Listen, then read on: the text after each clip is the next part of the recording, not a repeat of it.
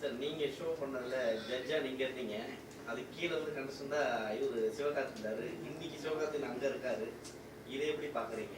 சந்தோஷமா இருக்கு. ஏன்னா அந்த ஷோ நடக்கும் போதே நான் சிவகார்த்திகேயன்ட்ட ஒரு தடவை இல்லை 5 தடவை சொல்லியிருக்கேன், இந்த மாதிரி உனக்கு கிஃப்ட் ஆஃப் த கேப், அந்த காமெடி சென்ஸ் எல்லாமே உனக்கு இருக்கு சிவா, கண்டிப்பாக உனக்கு ஒரு சான்ஸ் கிடைச்சா நீ வேற மாதிரி டேக் ஆஃப் ஆகிடுவ. ரெண்டாவது என் வீட்லேயும் சரி எல்லார் வீட்லேயும் சரி நீ வந்து கிட்ஸை ரொம்ப அட்ராக்ட் பண்ணுற, அந்த மாதிரிலாம் சொல்லியிருக்கேன். ஸோ இன்னைக்கு அவரோட சக்ஸஸ் வந்து எல்லாருக்கும் சர்ப்ரைஸாக இருக்கலாம், பட் எனக்கு வந்து அது கண்டிப்பாக நடக்கும்னு அப்பயே நான் உணர்ந்து அவர்கிட்ட சொல்லியிருக்கேன்.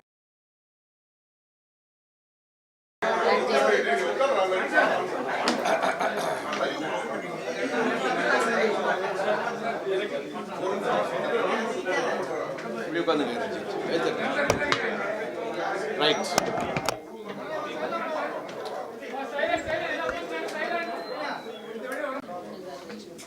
Nice to meet you.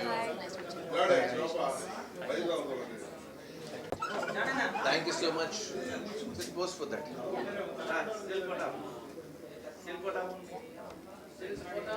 Got it?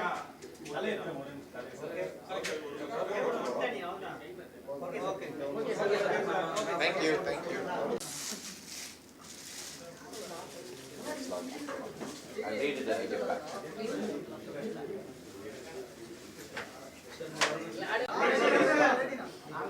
Ready? கொஞ்சம் சைலன்ஸ் ஜான். ரெடி? வந்திருக்க உங்க எல்லாருக்கும் வணக்கம். இன்னைக்கு நம்ம அஸ்திரம் படம் வந்து 7ஆம் தேதி ரிலீஸ் ஆக போகுது. இந்த படத்தோட தயாரிப்பாளர் நம்ம தனா சார் வந்து இங்கே இருக்காங்க, டைரக்டர் அரவிந்த், இந்த படத்துக்கு ஹீரோயினாக நடிக்கிற நிரா இங்கே இருக்காங்க, ஜீவா ரவி சார் ஒரு முக்கியமான கதாபாத்திரத்தில் நடிச்சிருக்காங்க. இந்த படத்தோட கதையும் திரைக்கதையும் நம்ம ஜெகன் பண்ணியிருக்காரு.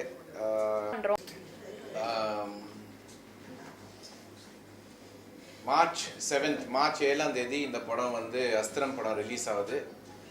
கண்டிப்பாக ஒரு த்ரில்லர் ஃபார்மேட்டில் ஒரு இன்ட்ரெஸ்டிங்கான ஸ்க்ரீன் பிளேயோட இந்த படம் வந்து முழுசாக ஒரு நல்ல படமாக அமைஞ்சிருக்கு. கான்ஃபிடண்ட்டாக எனக்கு சொல்ல முடியும், இது வந்து டெஃபினட்டாக உங்கள் டைமுக்கும் சரி, நீங்கள் காசு கொடுத்து டிக்கெட் வாங்குற ஒரு அந்த காசுக்கும் சரி, it will be worth it. வந்து இந்த படத்தை பார்த்து என்கரேஜ் பண்ணி இந்த யங் டீமை, நியூ கமர்ஸை என்கரேஜ் பண்ணி அவங்களுக்கு சக்ஸஸை கொடுப்பீங்க நான் நம்புகிறேன். அஸ்திரம் releasing on March 7th. Please watch it in theatres. Thank you. Start பண்ணுறேன். நல்ல புது அப்கமிங் டைரக்டர் ஷார்ட் ஃபிலிம்லாம் பண்ணி தந்தாரு, பேரே வந்து அஸ்திரம் கொடுத்துருக்காரு. இந்த படம் உங்களுக்கு அடுத்த சினிமா கேரியருடைய பிரம்மாஸ்திரமாக கொடுத்துருக்காரா? பிரம்மாஸ்திரமாக கொடுத்துருக்காராங்கிறது March 7ஆம் தேதி நம்ம ஆடியன்ஸ் அதை சொல்லிடுவாங்க. பட் எனக்கு என்னடான்னா, ஒரு நல்ல டைரக்டரோட ஒரு நல்ல கதையில் நடிச்சிருக்கிற திருப்தி எனக்கு இருக்கு இப்போ. அதாவது நான் சொன்ன மாதிரி ஃபஸ்ட்டு நம்ம என்டர் ஆகும்போது ஒரு நடிகனாக மட்டும்தான் ஆகணுங்கிற ஒரு எண்ணத்தில் உள்ளே வந்தேன். ஜீவா சார் எனக்கு ஒரு வாய்ப்பு கொடுத்தாரு. பட்டு மற்ற விஷயங்கள், மற்ற எக்ஸ்பீரியன்ஸ் எதுவுமே இல்லை அந்த டைமில். சில தவறுகள் நடந்தது, பட் அது மாதிரி அதை வந்து நான் நெகட்டிவாக எடுத்துக்கிட்டு டிப்ரெஷனில் போகிற ஆள் நான் கிடையாது. நான் எப்போதுமே நாளைக்கு என்ன அப்படிங்கிற யோசிக்கிற ஒரு ஆள் தான் நான். இப்போது வாரிசுக்கு அப்புறம் நான் கரெக்டாக நல்லபடியாக சூஸ் பண்ணி பண்ணணும் அப்படிங்கிற ஒரு எண்ணத்தில் இருக்கும் போது, இப்போது துரை செந்தில் சார் டைரக்ஷனில் படம் நடிச்சிட்ருக்கேன். விஜயாதிராஜ் டைரக்ஷனில் ஒரு படம் ஷூட்டிங் போயிட்டுருக்கு. அந்த வகையில் ஒரு புது டைரக்டரை நான் சூஸ் பண்ணுறேன் அப்படின்னா, இவ்வளோ எக்ஸ்பீரியன்ஸுக்கு அப்புறமும் திருப்பி புதுசாக அப்படிங்கிற போது இருக்கும்போது எனக்கு அரவிந்த் மேலே இருந்த நம்பிக்கை, கதை மேலே இருந்த நம்பிக்கை என்னை கைவிடாது. கண்டிப்பாக இந்த படம் எனக்கு ஒரு நல்ல பேரை வாங்கி கொடுக்கும். அதே நேரத்தில் ஒரு நல்ல படத்தை தேர்ந்தெடுத்து நடிச்சிருக்கேங்கிற பேரும் எனக்கு இது படம் நிச்சயமாக கொடுக்குங்கிறதுல எந்த சந்தேகமே இல்லை. வாரிசு பட டைமில் வந்து உங்கள் ரசிகர்கள் என்ன சொன்னாங்கன்னா, கம்பேக் ஷாம் சொல்லிட்டு ரொம்ப சோஷியல் மீடியா ட்ரெண்ட் பண்ணாங்க. அந்த நேரத்தில் வந்து உங்களுக்கு என்ன தோணுச்சு? ஏன்னா அதுக்கு முன்னாடி வந்து உங்களை வந்து யாரும் வந்து மேக்ஸிமம் பேசலை. வாரிசில் நடிக்கும் போது எல்லாம் உங்களுக்கு பேச ஆரம்பிச்சிட்டாங்க. அதுக்கப்புறம் ஏன் சார் இந்த டிலே, இவ்வளோ டிலே? அதுதான் இப்போது ஃபஸ்ட்டு 12 வீக் அப்புறம் 4 படம் இமீடியட்டாக சைன் பண்ணேன். அந்த தவிர இப்போ நான் பண்ணக்கூடாதுங்கிறதுல ரொம்ப கிளியராக இருக்கேன். ஒரு படம் பண்ணாலும் கரெக்டான படம் பண்ணலான்ட்டு. இப்போ நான் வாரிசுக்கு அப்புறம் கோலி சோடான்னு ஒரு வெப் சீரிஸ் விஜய் மில்டன் டைரக்ஷனில் பண்ணியிருக்கேன். அது ஹாட் ஸ்டாரில் ரிலீஸ் ஆயிடுச்சு. அதுக்கப்புறம் இப்போ அஸ்திரம், நொடிக்கு நொடி, அப்புறம் துரை செந்தில் சாரோட இயக்கத்தில் ஒரு படம். இந்த எல்லா படமும் சிறப்பாக இருக்கும், நல்ல படமாக இருக்கும், நல்ல டைரக்ஷனாக இருக்கும். என்னோட ரோலும் என்னோட பெர்ஃபார்மன்ஸும் ரொம்ப நல்லா இருக்குங்கிறதுல எனக்கு எந்த நம்பிக்கை எந்த டவுட்டும் இல்லை. அதே நேரத்தில் தெலுங்குலேயும் நடிக்கிறேன், கன்னடாலையும் நடிக்கிறேன். ஸோ இது வந்து போயிட்டு தான் இருக்குது. 6 கேண்டில் நீங்கள் வந்து உங்கள் உடம்பை வருத்தி ஒரு ஆக்டிங் கொடுத்துருப்பீங்க. இதில் ஏதாவது ஸ்பெஷல் வச்சுருக்கீங்களா இந்த படத்தில்? இதில் அந்த மாதிரியான ஒரு ஸ்கோப்போ இல்லை பெர்ஃபார்மன்ஸ் டிமாண்ட் அப்படி கேட்கல. பட் என்னென்னா படம் முழுக்க இவங்க சொன்ன மாதிரி ஷாமோட ஷோல்டரில் இந்த படத்தை கேரி பண்ணுற அளவுக்கு அந்த ஸ்க்ரீன் ப்ளே இருந்தது.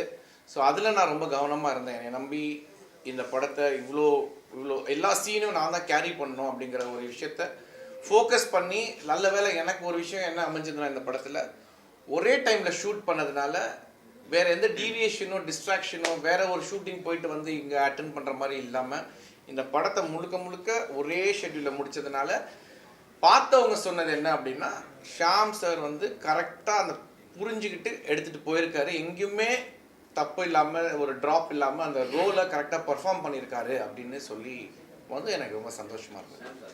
நீங்கள் தோல்வி இதெல்லாம் வந்து திருஷா இவங்களாம் சொன்னாங்க, அப்புறம் இது பண்ணாங்க. ஆனால் உங்களுக்கு ஹைட்டு, கலரு, அழகு எல்லாமே இருக்குது. இப்படி எந்த இடத்துல கோட்டையை விட்டுட்டீங்க? கோட்டையை விட்டுட்டேன்னு நான் சொல்ல மாட்டேன். பட் ஃப்ரெண்ட்ஸுங்க இருந்தாங்களா?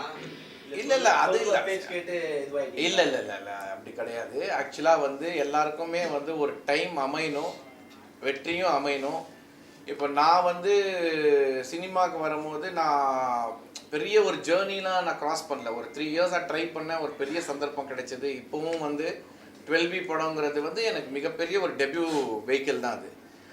பட் மற்றவங்க நடிகர்கள்லாம் எடுத்து பார்க்கும்போது பார்த்தீங்கன்னா அவங்க பட்டிருக்கிற கஷ்டமும் அவங்க இப்போ கோயிங் த்ரூ ஸ்ட்ரகிளும் பார்த்தீங்கன்னா ரொம்ப கஷ்டப்பட்டிருக்காங்க. ஸோ அந்த கஷ்டத்துக்கு இன்னைக்கு சில பேருக்கு, ஃபார் எக்ஸாம்பிள் சிவகார்த்திகேயனை எடுத்துக்கலாம். அவர் சாதாரணமாக வரல.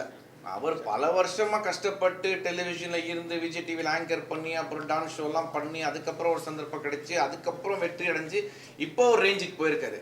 அது ஒரு அனுபவத்தை ப்ராப்பராக யூஸ் பண்ணிக்கிட்டார் அவர். எனக்கு வந்து கரெக்டாக டெபியூ ஆனதுக்கப்புறம் ஒரு கைடன்ஸ் இல்லாமல் இருந்ததுக்கு காரணம் எனக்கு பேக்ரவுண்ட் இல்லை. பட் அதை நான் குறைய சொல்ல முடியாது. எனக்கு அது தெரிஞ்சு தான் நான் சினிமாவுக்கு வந்தேன். எனக்கு என்ன அப்படின்னா, நான் வந்து ஒரு நல்ல நடிகனாக ஆகணும், நல்ல ஒரு இடத்துக்கு போய் சேரணும் அப்படிங்கிற மாதிரி தான் வந்திருக்கேன். அதை நான் வந்து அது ஒரு ஜேர்னியாக தான் பார்க்குறேன். அப்ஸ் அண்ட் டவுன்ஸ் எல்லாருக்கும் இருக்கும். இல்லை டவுனாக இருந்து அப்பா இருக்கும், இல்லைன்னா அப்பா இருந்து டவுனாக இருக்கும். என்னோட ஜேர்னியில் எப்படி இருந்தாலும் ஐ எம் 1%. நான் ரொம்ப நன்றி சொல்லுவேன் கடவுளுக்கு. ஏன்னா எனக்கு கிடைச்சிருக்க ட்ரீம், என் கையில் கிடைச்சிருக்கிறது வந்து எல்லாருக்கும் கிடைக்காது. பட் இன்ன வரைக்கும் 22 இயர்ஸாக 3 லாங்குவேஜில் நான் நடிச்சுக்கிட்டு இருக்கிறது வந்து I think it's gift from God and I'm very thankful. இங்கேருந்து நம்ம எடுத்துகிட்டு போகலாம். வேறு சார், நீங்கள் ஷோ பண்ணதில் ஜட்ஜாக நீங்கள் இருந்தீங்க. அது கீழே வந்து கண்டிஷன் தான் இவர் சிவகார்த்தி இருந்தார். இன்னைக்கு சிவகார்த்தி அங்கே இருக்காரு. இதை எப்படி பார்க்குறீங்க? சந்தோஷமாக இருக்குது. ஏன்னா அந்த ஷோ நடக்கும் போதே நான் சிவகார்த்திகேயன்ட்ட ஒரு தடவை இல்லை 5 தடவை சொல்லியிருக்கேன். இந்த மாதிரி உனக்கு கிஃப்ட் ஆஃப் த கேப், அந்த காமெடி சென்ஸ் எல்லாமே உனக்கு இருக்குது சிவா. கண்டிப்பாக உனக்கு ஒரு சான்ஸ் கிடைச்சா நீ வேறு மாதிரி டேக் ஆஃப் ஆகிடுவ. 2வது என் வீட்லேயும் சரி எல்லார் வீட்லேயும் சரி நீ வந்து கிட்ஸை ரொம்ப அட்ராக்ட் பண்ணுற, அந்த மாதிரிலாம் சொல்லியிருக்கேன். ஸோ இன்றைக்கி அவரோட சக்ஸஸ் வந்து எல்லாருக்கும் சர்ப்ரைஸாக இருக்கலாம். பட் எனக்கு வந்து அது கண்டிப்பாக நடக்கும்னு அப்பயே நான் உணர்ந்து அவர்கிட்ட சொல்லியிருக்கேன். அவரே என்னை இப்போ பார்க்கும் போதெல்லாம் வந்து பார்த்து பேசும்போது சொல்லுவார், சார் அன்றைக்கே சொன்னீங்க சார், இந்த கிஃப்ட் ஆஃப் த கேப்பு மக்களுக்கெல்லாம் பிடிச்சிருக்குன்னு, அது இப்போது நடந்துகிட்ருக்கு சார், தேங்க்யூ சார். அதெல்லாம் வந்து சக்ஸஸ் வந்து it is like how you take it. நம்ம எப்படி எடுத்துக்கிறோம். நான் வந்து குஷியில் ஒரு ஃப்ரேமில் நடிச்சிருந்தேன் விஜயாண்ணாவோட. கட் பண்ணால் நான் அப்போது 2 வருஷத்துக்கு அப்புறம் ஹீரோ ஆனேன். அதெல்லாம் எனக்கு வந்து ஒரு சந்தோஷமான ஒரு பீரியடாக இருந்தது. இப்போது சிவகார்த்திகேயன் அந்த மாதிரி பண்ணுறாரு. பட் நான் எப்படி பார்க்குறேன்னா, கம்பேரிசன் பண்ணாமல் நீ உன் வாழ்க்கையில் நீ சந்தோஷமாக இருக்கியா, நிம்மதியாக இருக்கியா, நீ பண்ணுறதுல சந்தோஷம் கிடைக்குதா, ஜஸ்டிஃபை பண்ணுறியா, சினிமாவை வந்து நேசிக்கிறியா அப்படிங்கிறத தான் நான் பார்த்துட்ருக்கேன். அந்த வகையில் எனக்கு சினிமா இது வரைக்கும் எனக்கு கொடுத்துருக்கிறதுல எனக்கு ரொம்ப சந்தோஷம். ஸ்ட்ரகிள், ஃபைட், பேட்டில் எல்லாருக்கும் இருக்குது. அது மாதிரி நானும் அதை பாசிட்டிவாக எடுத்து போயிட்டுருக்கேன். அவ்வளோதான். டேரக்டர், அப்கமிங்கில் வரீங்க, இப்போ ஷாம் சார்ட்ட கதை சொல்லியிருக்கீங்க, உங்களுக்கு பெரிய சினிமாவில் வருது.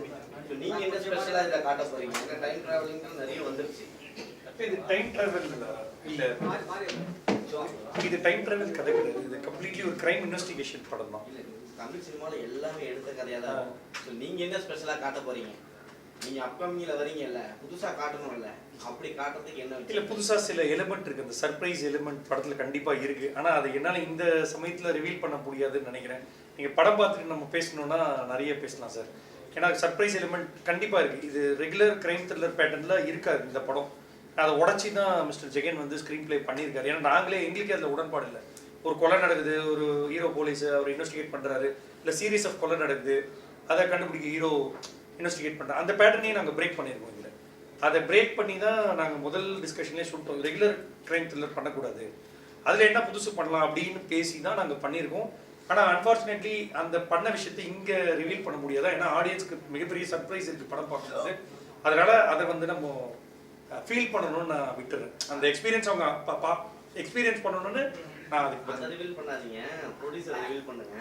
அவங்க பையனை கதையில் இறக்கிருக்கீங்க, அது ப்ரொடியூசருக்காகவா இல்லை பையனை போட்டே ஆகணும் ப்ரொடியூசருக்காகவா? இல்லை சார் வந்து அது ப்ரொடியூசரே சொன்னாரு, என் பையன் நடிச்சாலும் வந்து முக்கியத்துவம் கொடுக்கணும், போஸ்டர்ல வரணும், நான் டான்ஸ் அதெல்லாம் இல்லாம ரஞ்சித்தே வந்து சின்னதா ஸ்டார்ட் பண்ணி நான் போறேன்ப்பா சினிமாவை கத்துக்கிறேன் அப்படின்னு சொல்லி தான் அவர் ஒத்துக்கிட்டாரு. இது வரைக்குமே வந்து அவர் எந்த விஷயத்துலயும் ஃபோர்ஸ் பண்ணல, என் பையன் தான் வரணும், என் பையன் தான் இருக்கணும் அப்படி இல்லை. என்ன ரோல் இருக்கோ அதை பண்ணிட்டோம். படம் முழுக்க இது ஒரு ஒரு ஹீரோ ஓரியன்ட் ஃபிலிம் தான்.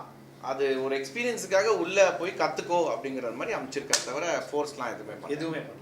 சார் இப்போ நீங்கள் பெரிய ஆக்டராக இருந்திருப்பீங்க, ஃபர்ஸ்ட் ஷோவில் உங்களை வந்து ஆடியன்ஸில் நல்லா கவர் பண்ணியிருப்பாங்க.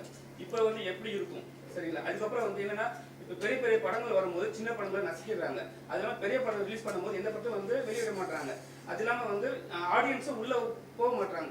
ஸோ இப்போ இந்த காலகட்டத்தில் இப்போ சாரி சொன்னார் நம்ம சின்ன படம் தான் பண்ணுறோன்ட்டு, நீங்களும் அதை ஒத்துக்குறீங்க. ஸோ இப்போ எப்படி ஆடியன்ஸ் சின்ன படம் பெரிய படங்கிறது வந்து எனக்கு தெரிஞ்சு ரிலீஸுக்கு அப்புறம் தான் சார் முடிவு பண்ணோம். நம்ம சும்மா 100 கோடி எடுத்த படம் பெரிய படமும் கிடையாது, 5 கோடியில் எடுத்த படம் சின்ன படமும் கிடையாது. அது ரிசல்ட் என்ன? இப்போ லப்பர் பந்து பெரிய படமா சின்ன படமா நீங்க சொல்லுங்க. சின்ன படம். ஆனால் எனக்கு தெரிஞ்சு அதுதான் மிகப்பெரிய படம். 5 கோடி போட்டு 25 கோடி எடுக்கிறது தான் மிகப்பெரிய ஸ்ட்ரென்த். அதுதான் வந்து பிசினஸ் ஸ்ட்ராட்டஜியா இருக்கும். அப்போ துணிவுன்னு ஒரு படம் வந்துச்சு சார், துணிவு பத்தி பேசல.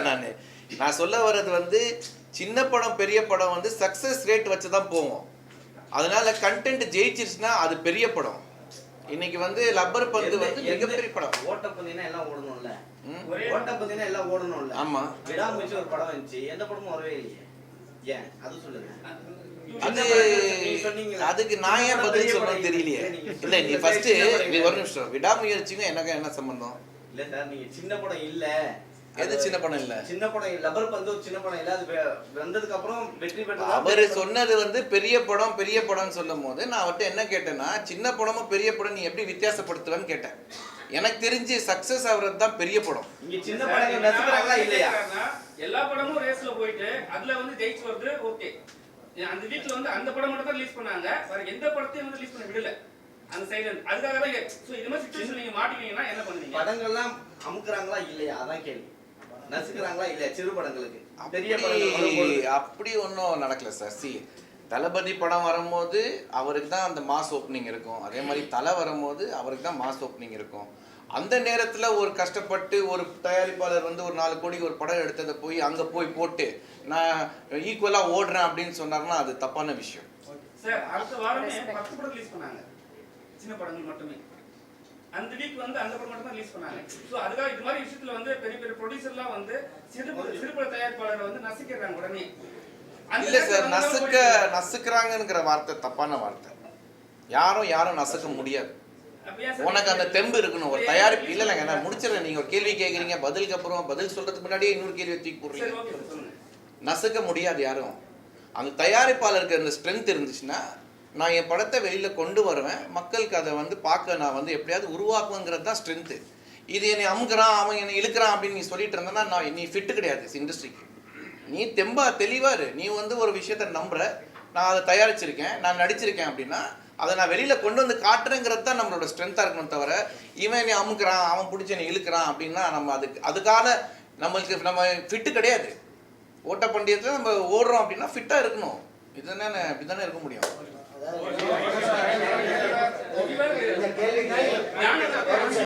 ஒரு ப்ரொடியூசர் தான் ஹீரோ பதில் சொல்லுங்க. அந்த கேள்விக்கு பதில் சொல்ல வேண்டிய இடத்துல நான். ஏன்னா அது வந்து ஹீரோ கேட்டல் கிடையாது. அவங்க படம் முடிச்சிட்டாங்க, டேட் அவங்க பண்ண முடியாது. நாங்கள் தான் வந்து அதுக்கப்புறம் போஸ்ட் ப்ரொடக்ஷன் வேலைக்கு முடிச்சுட்டு எல்லா பிரச்சனையும் சமாளிச்சுட்டு ஒரு யூனிவர்சிட்டியில் வந்து நிற்கிறப்போ இந்த சிக்கல் ஏற்படும். நான் விடாமுயற்சியோட வரேன்னு சொன்னேன். உங்களுக்கு யாருக்கா தெரியுங்களா? நான் சொல்கிறேன், விடாமுயற்சியோடு நாங்கள் வர தயார். நாங்கள் சின்ன படம் பெரிய படம் நாங்கள் பயப்படல, அவர் படம் நாங்கள் வரோம் அப்படின்னு நாங்கள் டேட் அறிவித்தோம். எது நான் கேட்டது, எங்களுக்கு தியேட்டர் தர்றதுக்கு யார் இருக்கா? முதல் படத்துக்கு எங்களுக்கு முதல் ஷோ தரக்கூடாது. 6 மணி ஷோ 9 மணி ஷோ 150 தேட்டர் தரேன்னு சொன்னீங்களே, எனக்கு விடாமுயற்சியில் கொடுங்க, நான் ரிலீஸ் பண்ணுறேன். அதுக்கு யார் தரல? இந்த சினிமா இண்டஸ்ட்ரியில் இருக்கக்கூடிய விஷயங்கள் தான். எது நான் யாரையும் நான் குறிப்பிட்டுலாம் சொல்ல முடியாது. அப்போ சின்ன ப்ரொடியூசர் அதில் வர தயாராகிட்டாங்கல்ல. நீங்கள் கேட்டீங்களா 14ஆம் தேதி எப்படி 7 பேர் வந்தாங்கன்னு? 14ஆம் தேதி வருவாங்க, அந்த முன்னாடி தேதியில் வர முடியும். அவங்களுக்கு இடம் இல்லை, தரலைங்கிறப்போ அவங்க ரிலீஸ் வந்து இவ்வளோ தூரம் பாடுபட்டு 2 வருஷம் வேலை பார்த்துட்டு 2 வருஷம் வேலை பார்த்துட்டு கோடிக்கணக்கில் செலவு பண்ணிட்டு அவங்ககிட்ட கொண்டு போய் ஒரு ஷோக்கு எங்கள் படத்தை அடமானம் வச்சு வர முடியாது. அந்த பயத்தில் தான் யாரும் ரிலீஸுக்கு வரமாட்டேங்கிறாங்க. தொடர்ந்து கண்டினியூட்டாக இன்னொன்று என்ன பண்ணுறாங்கன்னா, ஒரு படத்தை பெரிய படத்தை 15 நாள் ஒர்த்து பண்ணுறாங்க, லாக் பண்ணுறாங்க, யாருக்கும் இடம் தர மாட்டேங்கிறாங்க. அப்போ இந்த தருணத்தில் ஒரு தயாரிப்பாளர் எப்படி துணிஞ்சு வருவான்? நான் வட்டி வாசிக்கு வாங்காமல் சொந்த காசை போட்டு வந்தங்காட்டி இவங்களோட மோதுறேன். வட்டிக்கு வாசி வாங்கினவனும் தள்ளிட்டு போயிடறான். வர 10,000 5,000 போயிட்டு பயந்துக்கிட்டு தான் வெளியே போகிறாங்களே தவிர அவங்கள கண்டு பயந்தல்ல. இதுதான் வந்து சினிமா. அந்த சினிமா சப்போர்ட் பண்ணு.